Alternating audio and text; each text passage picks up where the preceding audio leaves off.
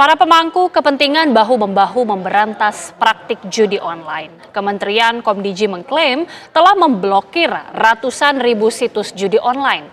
Di sisi lain, PPATK juga sudah memblokir ribuan rekening judi daring.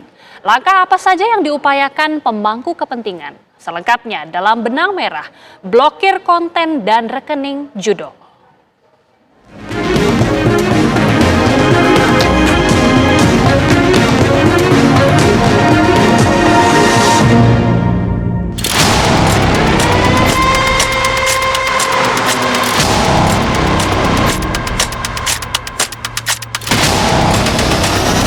Kominfo tidak bisa melakukan penindakan menangkap orangnya. Kominfo hanya sampai mengidentifikasi situsnya di mana dan blokir.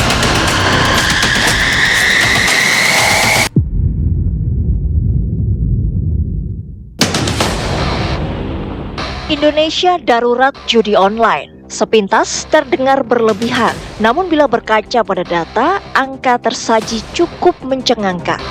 Tingkat penetrasi penggunaan internet di Republik ini disebut mencapai 79,5% dari total populasi Indonesia. Dari bagian itu hampir 80%-nya merupakan masyarakat yang berpotensi terpengaruh judi online. Sementara jumlah pengguna internet di tanah air diperkirakan mencapai 221,5 juta orang dari total populasi sekitar 278,7 juta jiwa. Sedangkan bila mengacu pada laporan Pusat Pelaporan dan Analisis Transaksi Keuangan atau PPATK, jumlah pemain judi online di Republik ini mencapai 3,5 juta orang. Dari jumlah itu, mayoritas berasal dari kalangan menengah ke bawah. Kegiatan judi ini sudah ada sejak zaman Kerajaan Nusantara hingga penjajahan, bahkan di zaman Orde Baru sempat dilegalkan, cuma bentuknya dalam format undian. Jadi dalam perkembangan kegiatan judi ini selalu berubah, dan di era masyarakat digital saat ini aktivitas judi yang tadinya dalam bentuk konvensional berubah dalam bentuk online, dalam bentuk berbagai macam aplikasi atau yang berbasis website. Data tak kalah mengagetkan, yakni menyoal perputaran uang judi online yang nilainya mencapai 327 triliun rupiah pada 2023 lalu. Angka itu disebut meningkat signifikan dalam beberapa tahun terakhir. Lonjakan itu antara lain dikarenakan ketersediaan akses internet, kemudahan transaksi, gencarnya promosi di media sosial hingga kurangnya literasi keuangan. Para penjudi kian nyaman karena pengawasan juga terbilang minim. Komdiji sudah membeli sistem server untuk meng-crawling, menganalisa baik judi online, pornografi di internet untuk memblokir, dan itu dipakai uang rakyat belasan miliar. Itu sudah kejadian bangsa 5-6 tahun yang lalu. Jadi harusnya sejak lama kita bisa tahu situsnya di mana sebetulnya. Semua layanan yang kepada masyarakat harusnya terdaftar di Kominfo. Jadi harusnya mereka tahu itu semua. Jadi agak aneh kalau sampai bertahun-tahun sampai tidak dilakukan apa-apa.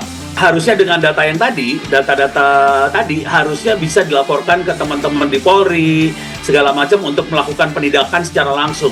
Karena Kominfo tidak bisa melakukan penindakan, menangkap orangnya. Kominfo hanya sampai mengidentifikasi situsnya di mana dan blokir. Kondisi mengkhawatirkan ini mendorong pemangku kebijakan melakukan langkah konkret memberantas judi online. Kementerian Komunikasi dan Digital misalnya disebut telah memblokir ratusan ribu konten judi online. Namun akumulatif, pemerintah telah memblokir lebih dari 7,9 juta konten judi online sejak 2016 silam. Selain memblokir konten judi online, pemerintah berkoordinasi dengan platform media sosial juga melakukan pengubahan kata kunci situs judi daring. Mendukung langkah itu, pemerintah juga sudah memblokir lebih dari 5.000 rekening bank dan ratusan e-wallet yang terafiliasi dengan judi online. Saat ini kalau upaya blokir sudah dilakukan hampir 1 juta situs. Namun demikian sekali lagi bahwa men-take down situs tidak sepenuhnya bisa menyelesaikan masalah tanpa giat-giat lainnya. Melengkapi langkah-langkah pemblokiran, Satuan Tugas Pemberantasan Judi Online dibentuk. Dasarnya pembentukan yakni Keputusan Presiden Nomor 21 Tahun 2024. Satgas ini mengemban amanat melakukan percepatan pemberantasan judi daring secara terpadu. Di sisi lain, pemerintah juga berencana menerbitkan peraturan pemerintah khusus untuk menyokong upaya pemberantasan judol. Salah satu langkah yang akan diambil dalam waktu dekat adalah mengeluarkan aturan, kemungkinan bentuknya PP, yang memang mengatur lebih tegas lagi mengenai upaya kita melawan judi online. Terkait adanya Satgas Pemberantasan Judi Online, saya kira ini perlu diapresiasi karena memang sudah sangat mengkhawatirkan kegiatan judi online ini.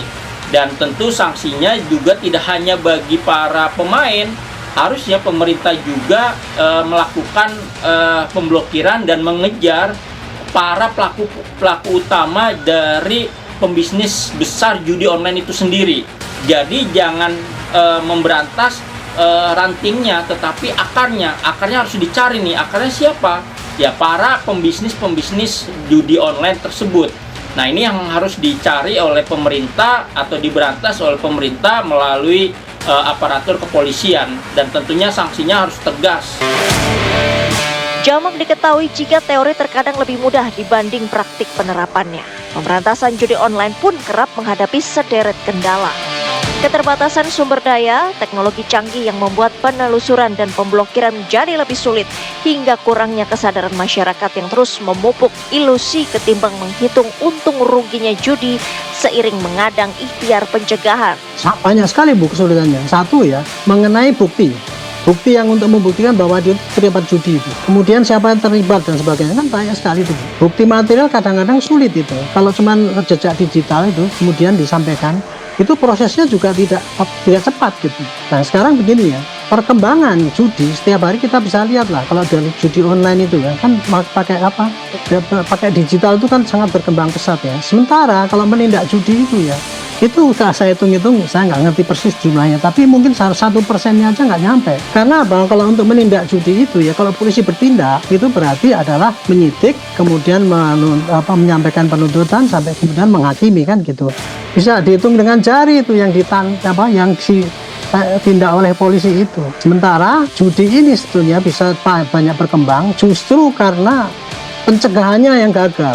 Untuk memberantas judi itu harus seimbang antara membina masyarakat supaya sadar tidak ikut judi ya, yang kemudian membina para yang lain-lain itu supaya ikut membantu mencegahlah anaknya jangan sampai berjudi, yang kemudian mencegah jangan sampai perjudian itu terjadi. Pelaku judi online kerap berlaku kucing-kucingan, menghindari kejaran. Mereka juga semakin lihai menyembunyikan asal-usul cuan yang diraupnya dari judi online. Modus cuci uang dengan membentuk perusahaan cangkang banyak menjadi pilihan karena dianggap jitu menutupi perilaku curang ini.